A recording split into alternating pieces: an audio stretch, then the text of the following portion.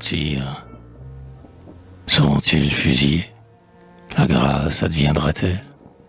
Chaque instant ajouté à leur transe mortelle, quand, extraits certains soirs de leurs cellules, enfin, on les introduisit au greffe, tous les 20.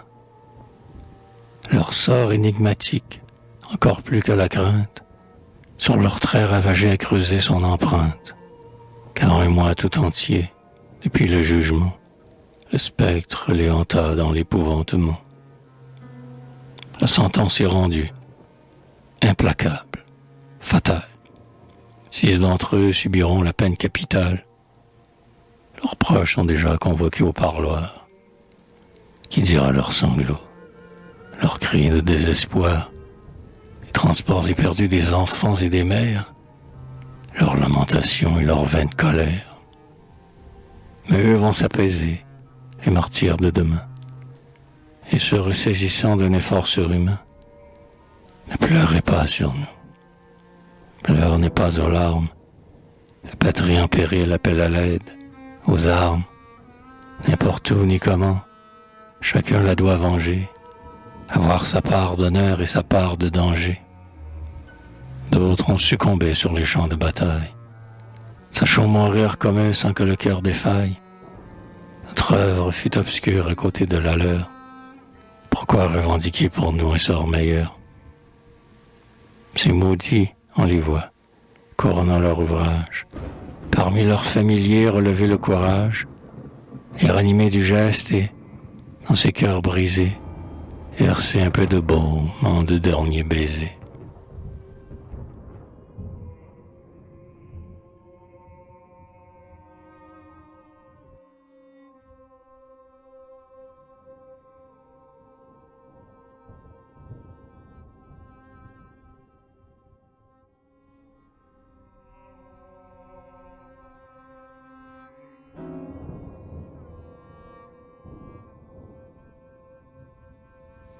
Or, la nuit est venue, et, d'une fois pareille, les 6, en oraison, prolongeront leur veille. Un d'eux avait reçu l'onction du Seigneur, qui l'a fait son ministre et le dispensateur des dons sacramentels et des grâces divines, nourrissent des vertus des âmes héroïnes. Son exemple appuyant son exhortation, leur enseigne le prix de l'immolation. Tandis qu'à genoux on redit la prière, qui des agonisants berce leur dernière, qu'on fait en se signant le chemin de la croix, que les actes, je t'aime, et j'espère, et je crois, exhalés d'un accent avec la ferveur en fièvre, avec d'autres aveux s'échappent de leurs lèvres. Il leur tarde d'ouïr les pas de leurs bourreaux. Tels les premiers chrétiens, derrière leurs barreaux, aspiraient au moment d'être livrés aux bêtes.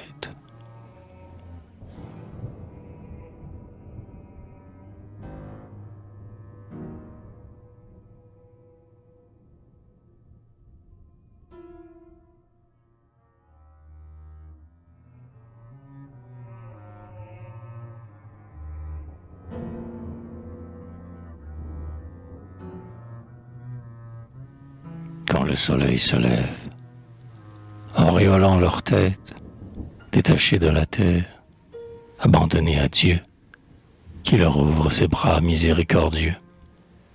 On les mène à la messe unir leurs sacrifices.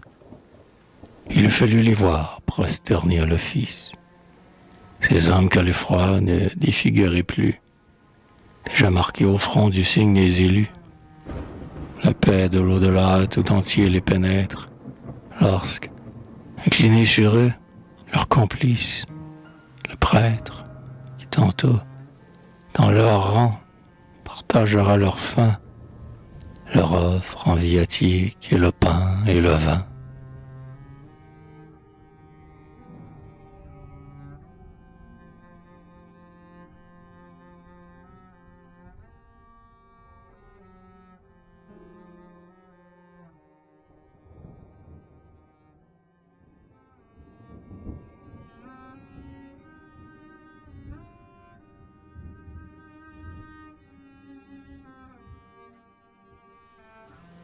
rites accomplis.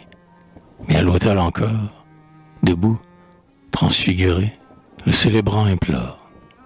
Sa supplication, s'exaltant par degrés, s'achève triomphale en un hymne sacré. Seigneur, daigne oublier les erreurs de jeunesse, quand leur nom, comme au mien, humblement je confesse, un insigne honneur tu nous as fait savoir, le jour et la minute où nous allons avoir apparaître devant ta justice éternelle, prisonniers libérés des attaches charnelles. De nous y préparer, tu nous laissas le temps. Nous venons donc à toi contrits et pénitents.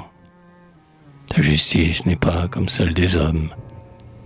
Ce que nous avons fait, pensé, ce que nous sommes, tu le sais, ô mon Dieu, car tu lis dans nos cœurs. Les âmes qui vers toi vont s'envoler sont sœurs, leurs destins sont pareils, leurs mérites les mêmes. Ouvre-leur tes parvis et tes gloires suprêmes, que ta main les accueille et leur daigne impartir, pour prix de leur vertu, la palme des martyrs.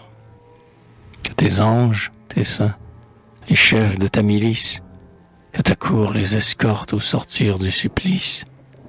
Toi qui, sur le calvaire, au bon larron a dit, tu seras avec moi ce soir en paradis. Toi qui versas ton sang sur l'autel à la messe, permets-nous de compter sur la même promesse, et fais que notre sang, montant d'un autre autel, s'élève en holocauste offert à l'immortel. Mais voici qu'on le presse, et pourtant il demeure. Et vous, Mère de Dieu, priez pour nous à l'heure de notre mort. Amen, ont dit les moribonds, cependant que le glas martelait leur répond.